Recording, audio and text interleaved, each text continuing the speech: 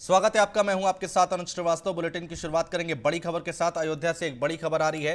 राम मंदिर परिसर के अंदर स्थापित बेंचिंग प्लांट 3 का शुभारंभ किया गया है। महंत कमल नयन दास ने किया है शुभारंभ। श्री राम जन्मभूमि तीर्थ क्षेत्र ट्रस्ट के महासचिव चंपत राय ने दी है जानकारी। तो ये बड़ी खबर हम आपको बता रहे हैं, अयोध्या से आ रही है। राम मंदिर परिसर के अंदर स्थापित बेंचिंग प्लांट 3 का शुभारंभ किया है। तो ये एक्सक्लूसिव तस्वीरें हम आपको दिखा रहे हैं। न्यूज़ वन इंडिया एक्सक्लूसिव तस्वीर आप देख पा रहे हैं। अयोध्या से ये तस्वीरें निकलकर सामने आई हैं, जहां पर राम मंदिर परिसर के अंदर की ये तस्वीर है और बेंचिंग प्लांट 3 का शुभारंभ किया गया है। महंत कमल नयन दास ने किया है शुभारंभ और श्री राम जन्मभूमि तीर्थ क्षेत्र ट्रस्ट के महासचिव चंपत राय ने जानकारी दी है। अयोध्या की तस्वीरें आप देख पा रहे हैं।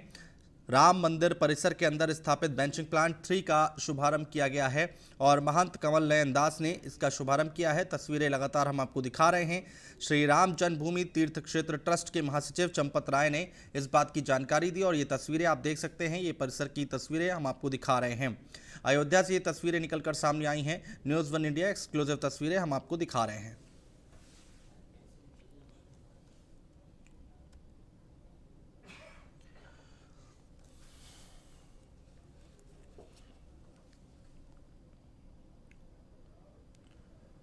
और लखनऊ से एक बड़ी खबर आ रही है। 2022 के लिए एक्शन मोड में कांग्रेस प्रदेश अध्यक्ष अजय कुमार लल्लू की पूर्व विधायकों के साथ बैठक है। बैठक में बड़ी संख्या में कांग्रेस के पूर्व विधायक मौजूद हैं। कैसे संगठन काम करेगा, इसका मंत्र दिया जा रहा है। 2022 का चुनाव जीतने के किन रणनीतियों पर चर्चा है।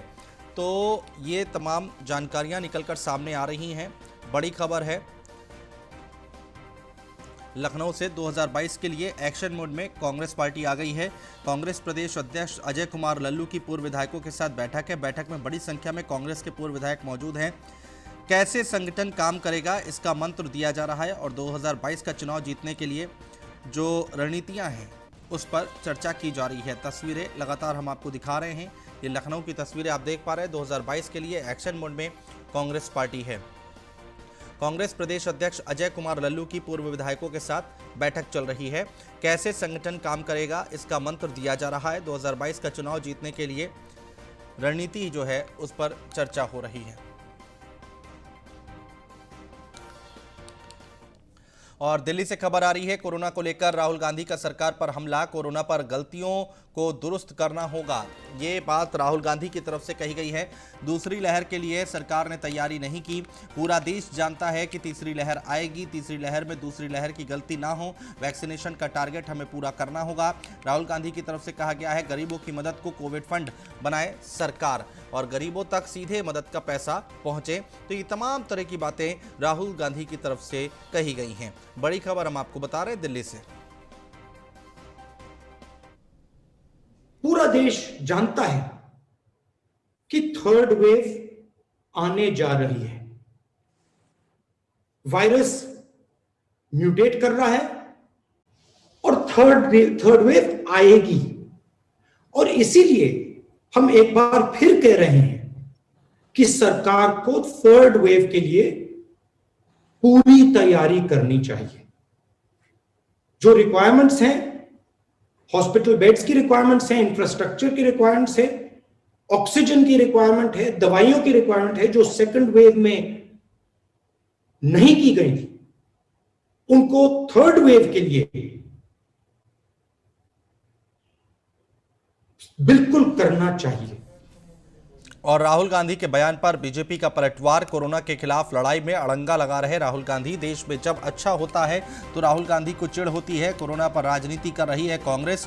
दूसरी लहर में कांग्रेस शासित राज्यों में सबसे ज्यादा मौत हुई है। तो इस पर अब राहुल गांधी ने जो बयान दिया है उस पर अब भारतीय जनता पार्टी ने पलटवार किया है। कोरोना के खिलाफ लड़ाई में अड़ंगा लगा रहे हैं राहुल गांधी। देश में जब अच्छा होता है तो राहुल गांधी को चिढ़ होती है। ऐसी बातें कही गई हैं बीजेपी की तरफ से। करके एक व्हाइट पेपर की बात की है और कहीं ना कहीं अड़ंगा लगाने का काम किया है। बंधुगण, आप सब ने इस कोरोना की लड़ाई को शुरू से ही देखा है। आरंभ में ही राहुल गांधी और कांग्रेस पार्टी ने जब भी इस लड़ाई में निर्णायक मोड़ आए उस समय उन्होंने राजनीति करने की भरसर प्रयास किए। कहीं ना कहीं इस लड़ाई को डिरेल करने का अथक परिश्रम राहुल गांधी ने किया है। मैं तो कहूंगा अथक परिश्रम राहुल गांधी जी ने भी किया है, और अथक परिश्रम केवल और केवल इंडिया की जो लड़ाई है कोरोना के खिलाफ, कैसे इंडिया उससे डिरेल हो जाए, उसमें अथक परिश्रम राहुल गांधी जी ने किया है। बहुत टायरलेस एफर्ट किया है राहुल गांधी ने प्रेस कॉन्फ्रेंस। और लखनऊ से एक खबर आ रही है, प्रमोद तिवारी ने गेहूं खरीद को लेकर साधा निशाना, गेहूं की खरीद को लेकर जताई है नाराजगी। दर दर की ठोकरें खाने को मजबूर हैं किसान। तो ये बड़ी खबर हम आपको बता रहे हैं, अहम खबर है। प्रमोद तिवारी जिन्होंने गेहूं खरीद को लेकर निशाना साधा है, गेहूं की खरीद को लेकर जताई है नाराजगी, दर दर की ठोकरें खाने को मजबूर हैं किसान। तो कांग्रेसी नेता हैं प्रमोद तिवारी जिन्होंने ये बात कही है। प्रमोद तिवारी ने गेहूं खरीद को लेकर निशाना साधा है, गेहूं की खरीद को लेकर नाराजगी जताई है।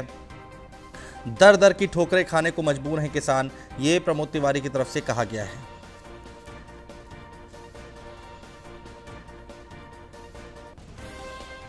किसानों के साथ फिर एक बार धोखा हो रहा है। 3 कानून पारित कर दिया। हमने कहा था, कांग्रेस ने कहा ये काले कानून है, इससे किसानों का भला नहीं होगा। आज स्थिति क्या है किसानों की, अगर देखना है तो गेहूं क्रय केंद्रों पे चले जाइए। जो मुख्य, जिसको मैं कहूंगा कि कैश क्रॉप अगर कोई है, जिस पे निर्भर करता है जीवन किसानों का, परिवार का, तो इधर गेहूं है। यही बेचकर तो किसान घर चलाता है, यही बेचकर तो किसान अपने बेटे को पढ़ाता है, बेटी की शादी करता है, बीमारी में इलाज करता है अपना। पर आज हालत क्या है। और धर्म परिवर्तन मामले में बड़ा खुलासा हुआ है। आरोपियों ने कई लोगों का बदलवाया था धर्म। कानपुर के भी एक युवक का कराया गया था धर्म परिवर्तन। 10 मार्च को आदित्य गुप्ता घर से हुआ था गायब, मूक बधिर है।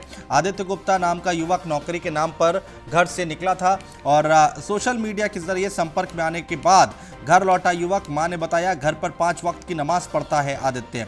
तो ये बड़ी खबर हम आपको बता रहे हैं, अहम खबर है। धर्म परिवर्तन मामले में बड़ा खुलासा हुआ है। आरोपियों ने कई लोगों का बदलवाया था धर्म और कानपुर के भी एक युवक का धर्म परिवर्तन कराया गया था।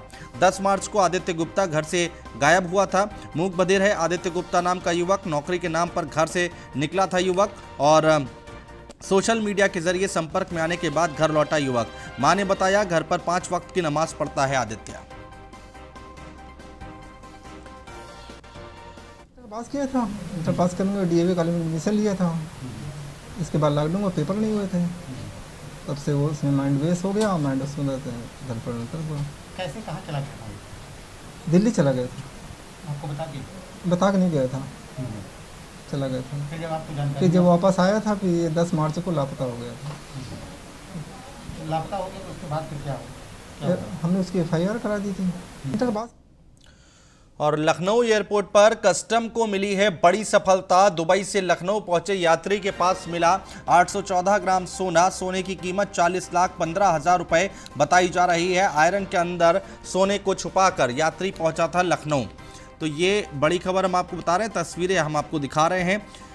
814 ग्राम सोना बरामद हुआ है और सोने की कीमत 40,15,000 रुपए बताई जा रही है।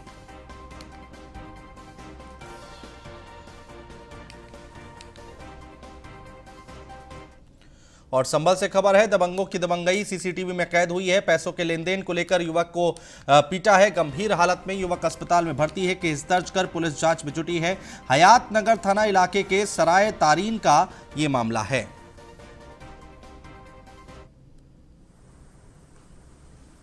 तो संभल से खबर हम आपको बता रहे हैं, सीसीटीवी की तस्वीरें भी हम आपको दिखा रहे हैं। दबंगों की दबंगई सीसीटीवी में कैद हुई है। पैसों के लेन देन को लेकर युवक की पिटाई की गई है।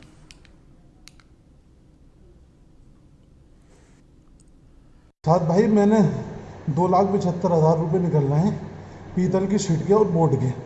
मैंने उसका तगादा करा। तगादे में उसने कहा मुझसे, मतीन ने, यासीन चेयरमैन के भैया ने, जो कि यासीन चेयरमैन ही लड़ा था, उसने मुझसे कहा कि पैसे हमारे पास नहीं हैं और तुझसे लिए जा तो ले ले। तो मैंने कहा ये तो तेरी बात गलत हो गई, पैसे हैं तो पैसे तू देगा। वो बोला मुझसे कि ये बदमाशी किसी और को दिखाना, अगर गाली बक के बोला अगर तुझ में दम हो तो पैसे ले लिए और हमसे दिए जाएंगे तो हम दे देंगे। मैंने कहा चल ठीक है, ये तो बात बाद में बतागा, पैसे तो हमारे पैसे को हराम के पैसे नहीं है जो तुझसे पैसे न लेंगे, पैसे तुझसे लेंगे। उसके बाद में जो मेरे मामू है यूसुफ खां, मैं उनके दरवाजे पर कोठी पे पहुंचा। कोठी पे जैसे ही पहुंचा मैंने बाइक लगाई, ये सब इकट्ठे हो गए, कम से कम 100 लोग आए, जिसमें हसीन, मतीन, यासीन खुद, तौकीर, शहाबुद्दीन और भी ये 20-25 लोग, कम से कम 100 लोग थे। वीडियो की फुटेज है उसके अंदर कैमरे में। ये सब आए, इन्होंने मुझे निकाल के उसमें से उठा। भाई मैंने मथुरा से एक खबर आ रही है, गर्भवती महिला के साथ मारपीट हुई है। मारपीट का वीडियो वायरल हुआ है। डंडों से दबंग महिला की कर रहे हैं पिटाई। थाना हाईवे क्षेत्र के गांव से सतोहा का मामला है। तस्वीरें हम आपको दिखा रहे हैं। एक गर्भवती महिला के साथ मारपीट की गई है, जिसकी तस्वीरें आप देख सकते हैं। ये मथुरा की तस्वीरें हैं, जहां पर एक गर्भवती महिला के साथ मारपीट की गई है। डंडों से दबंग महिला की पिटाई कर रहे हैं, जैसा कि तस्वीरों में आप देख सकते हैं। और कानपुर में एक मंदिर ऐसा है जहां से पता चल जाता है कि बारिश होगी या नहीं होगी, और अगर होगी तो कितनी होगी। चमत्कारी मंदिर को मानसून मंदिर के नाम से भी जाना जाता है। एक रिपोर्ट देखिए।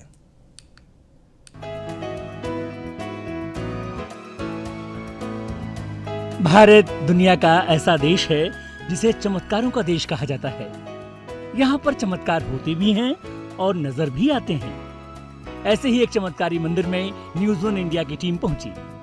इस मंदिर की खासियत ये है कि मानसून आने से 15 दिन पहले ही संकेत मिल जाते हैं कि कितनी बारिश होगी, और उस हिसाब से किसान अपनी खेती करते हैं।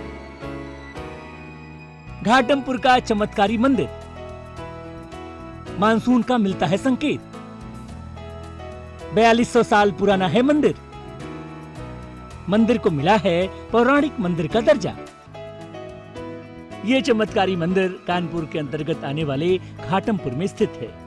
इस मंदिर की सबसे खास बात यह है कि इस मंदिर के गर्भगृह में गुंबद के शीर्ष पर ऐसा चमत्कारी पत्थर लगा हुआ है जो मानसून के आने से पहले ही बता देता है कि इस बार की बारिश कैसी होगी।